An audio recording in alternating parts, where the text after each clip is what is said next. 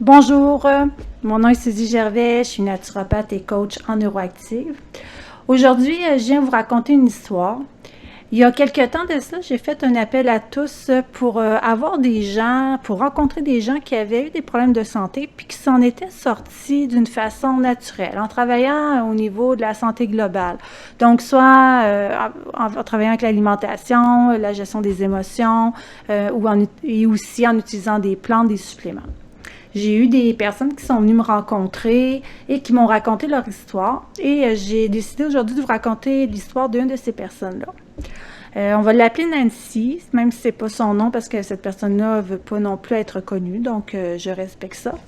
Mais tout le reste, c'est son histoire. Alors, Nancy a 64 ans, puis ce qu'elle me raconte, c'est depuis l'âge d'à peu près 12 ans, depuis son adolescence, elle fait de l'eczéma aux mains.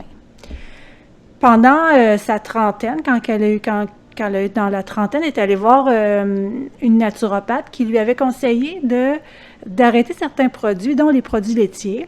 C'est ce qu'elle a fait, puis effectivement, elle a vu une amélioration, mais c'est jamais totalement parti. Ça restait quand même toujours là. J'aime beaucoup, moi, quand je rencontre une personne qui a un problème de santé, essayer de comprendre le sens de la maladie. Je pense vraiment que les problèmes de santé sont reliés à soit des chocs émotifs ou des difficultés au niveau émotif qui vont amener, selon ce que la personne va vivre et selon la façon qu'elle va vivre la situation, une problématique en particulier.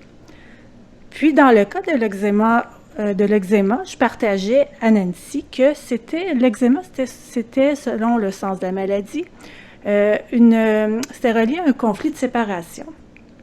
Puis, elle semblait très au fait de cette réalité-là, parce qu'elle me dit, oui, puis elle commence à me raconter son histoire, que quand elle a eu à peu près un an et demi, elle a eu des problèmes d'oreille quand elle était petite, puis ses parents ont été la porter à l'hôpital. Puis ils ont dû la garder 5-6 jours à l'hôpital. Et à cette époque-là, les parents n'avaient pas le droit d'aller visiter le bébé. Puis aussi, à cette époque-là, un bébé qui pleurait, on ne le prenait pas pour le consoler parce qu'on ne voulait pas le gâter. C'est un peu la mentalité de cette époque-là. Donc, on peut imaginer qu'elle est restée là 5-6 jours sans voir ses parents, un petit bébé d'1 an et demi. Donc, on peut imaginer pour elle comment qu'elle a vécu ça comme une séparation assez intense. Là. Puis, ce qu'elle me raconte aussi, c'est que tout le reste de sa vie, son enfance en vieillissant, ça a été marqué beaucoup, beaucoup par la séparation. Comme par exemple, quand elle était plus jeune à l'école, elle a souvent changé d'école, donc changement d'amis, se faire des nouveaux amis, mais oublier les anciens amis. Aussi, sa mère était malade, souvent malade, donc était souvent hospitalisée. Donc, il y avait souvent une séparation avec sa mère. Puis, un drame qui était arrivé à son adolescence, elle a perdu son père. Son père est décédé. Puis, c'est là en même temps que les problèmes d'eczéma ont commencé, à l'adolescence. Quand elle est devenue adulte, ce que Nancy me confie, c'est qu'elle a toujours eu l'impression comme d'être séparée d'elle-même. Comme si elle n'était pas complète. Cet état d'esprit-là l'amène à s'intéresser beaucoup à la spiritualité, puis à beaucoup intégrer ça dans sa vie. Ce qu'elle dit, là, je vous lis textuellement, là, c'est la spiritualité qui m'a sauvée, me permettant de me rapprocher de ma vraie nature. Depuis l'enfance que je vivais en dehors de mon corps, comme déracinée de la terre, séparée de mon corps, mais sans en être consciente. C'était devenu une façon d'éviter de trop sentir les émotions. Donc, tout pendant ce cheminement-là, c'est sûr que ça a été comme un développement spirituel qui l'a amené à se dépasser, à dépasser certaines limites qu'elle se fixait, puis à progresser dans ce sens-là, dans son développement personnel.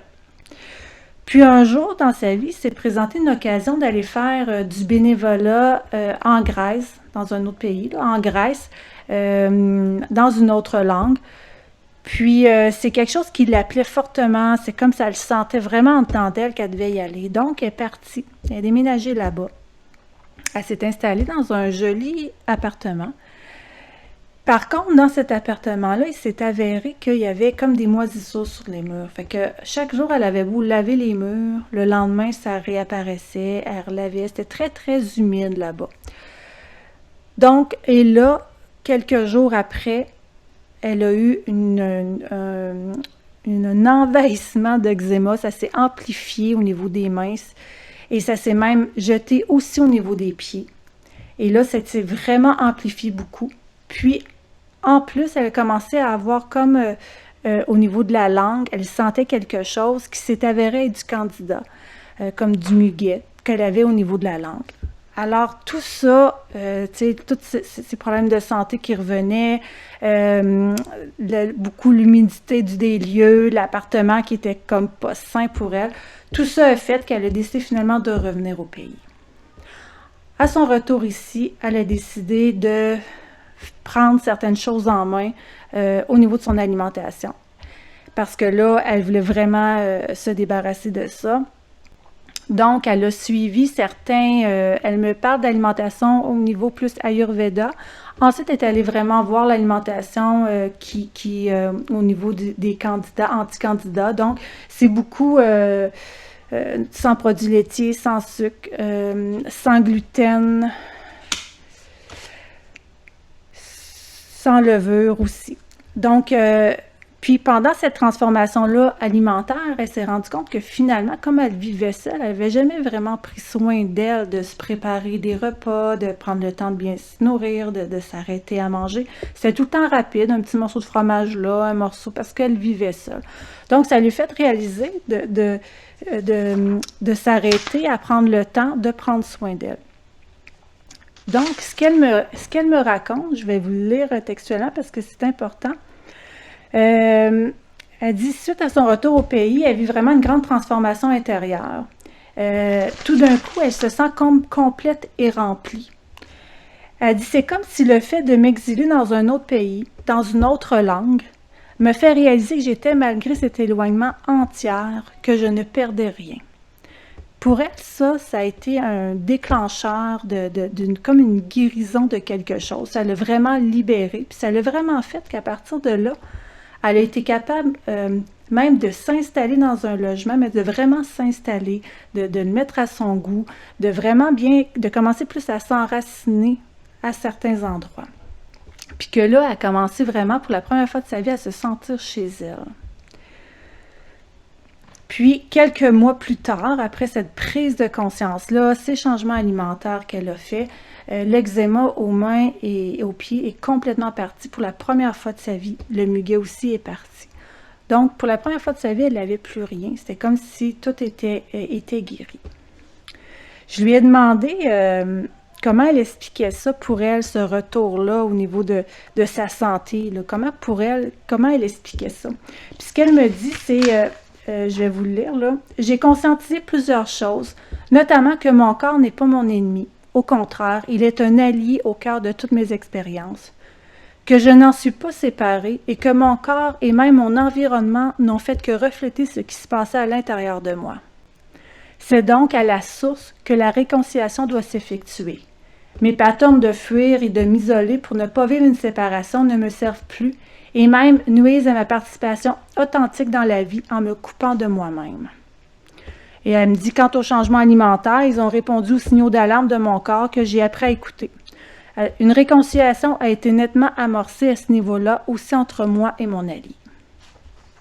C'est une histoire que je trouve super belle et puis ce que j'aime beaucoup, moi, là-dedans, c'est de comprendre un peu ce qui s'est passé au niveau émotif et ce qui a pu amener justement le problème de santé, puis ce qui a pu aussi amener la guérison au niveau de cette problématique-là. Puis ça reste des hypothèses. Par contre, il y a des écoles de pensée qui vont dire que quand on vit une émotion, ça peut programmer comme un problème de santé qui peut par la suite se déclencher quand on va revivre une deuxième fois une émotion qui va être similaire. Donc, dans son cas, le fait d'avoir été séparée de sa mère et son père quand elle était petite bébé, à 1 an et demi, peut avoir créé un programme d'eczéma, un programme de conflit de séparation. Et le déclencheur de ce programme-là peut avoir quand son père est décédé, que cette séparation-là est revenue, et là, avoir déclenché ce programme-là qui s'est installé au niveau des mains. Et même les mains, ben on touche avec les mains, on se fait prendre avec les mains, on caresse avec les mains.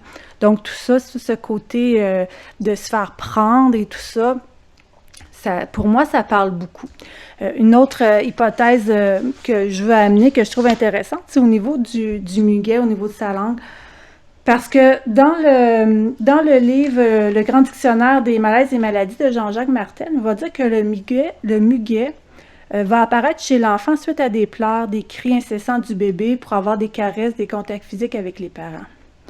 Donc, tu sais, le fait d'être loin de son pays, dans une langue étrangère, peut avoir réveillé ça chez elle, puis avoir déclenché ce muguet-là.